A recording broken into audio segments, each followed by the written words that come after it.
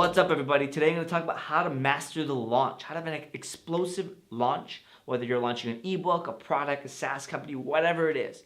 I'm going to walk you through the 7 steps I use to have a huge launch for my ebook, 100 Days of Growth. We sold 40,000 copies. For Mailshake, we've got 11,000 customers we grew in the last year, actually a little under a year, and we use the same techniques I'm going to share with you. So number 1, first and foremost, before you do anything, before you even plan launching, focus on building an audience.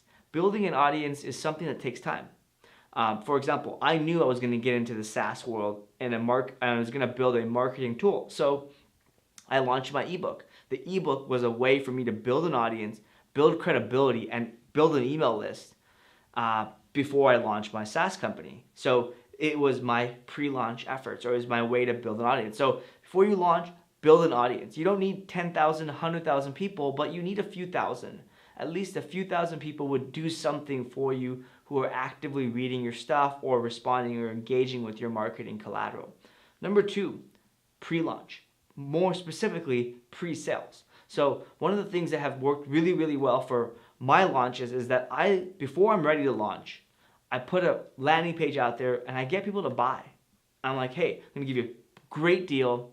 And for my ebook, 5 weeks before we were gonna launch, before we even wrote a single word, we started generating sales. We started putting this thing up for sale. We put it up for a really, really cheap price. We didn't make much money off of it, but imagine this. If no one bought at the pre-launch, that means 1, my audience isn't big enough, or number 2, it could be that my product or idea sucks, right? So this is a way to kind of validate, 1, if your audience is there and if they would buy, and or if your idea is any good. And sometimes you may need to scrap the idea. You may need to go back and kind of fix things or kind of frame your approach, or the way you're kind of your positioning or whatnot. Number 3, find promotional partners and advocates.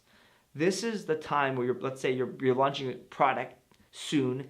This is the time where you figure out who can you call on. Who are the 10 people, who are your fave 5 that you can call on to help promote your launch? This is going to help you have an explosive launch. And a launch is all about having a big, big, big explosion and making a lot of noise so that people are aware of you, because you're going from 0 brand awareness to something. And so having promotion partners can really, really help you. And I'll give you an example. For my ebook, 100 Days of Growth, I reached out to about 24 blogs that I could guest post for, and I secured guest posts, and I even pitched them ideas and topics. And I was like, my only requirement, and I'll do whatever it takes to get a guest post on your site. My only requirement is that you email your list about this guest post, and at the very end of it, I'm going to put a plug to my 100 Days of Growth ebook. And over the course of the next 20 weeks or so, after our launch, and at launch, we had a lot of guest posts, which drove a little bit of traffic and kind of made noise along the way, but consistently kept us top of mind. All right, number 4, seek feedback and testimonials from early users. What I mean by this is, at that pre-launch stage, get people access to it. Give an early copy of your ebook, whatever it is. Get people to look at your wireframes. Look at your, create like a working wireframe or working design just using something like InVision or something of that nature. And essentially, people will give you feedback. And if they love it, they'll give you testimonials. But this is a really, really critical part, because a lot of times people launch and they're just missing this one thing. Or when we launched Mailshake, Mailshake is the second time around of us launching. The original product was called contentmarketer.io, and Mailshake was a pivot of that. But Mailshake, a contentmarketer.io launch, if we just kind of did it slightly different or positioned the product not for content marketers and more for as a outreach tool, it could have worked a lot better. So this is the feedback you can seek early on before you waste any of time launching. All right, number 5 is planning your post-launch marketing. I'm talking about what you're going to do from day 1 or day 2 to day 90, the first 3 months of your marketing.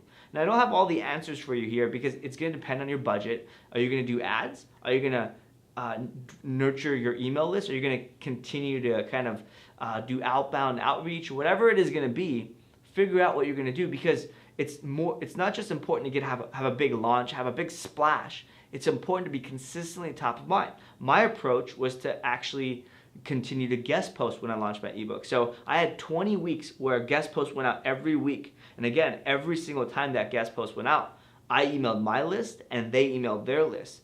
Again, getting more people aware of my book. And that means people are aware not just for 1 week, but for 20 weeks straight.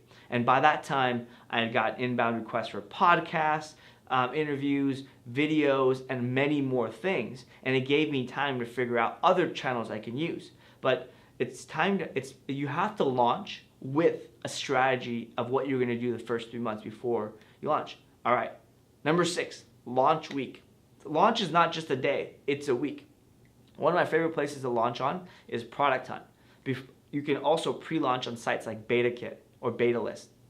And there might be more niche directories or listing places you can launch on, but just find those out, do the research, and that's why it's really important to go back to step number 2 and 3 is kind of find those advocates and find those places you're going to promote.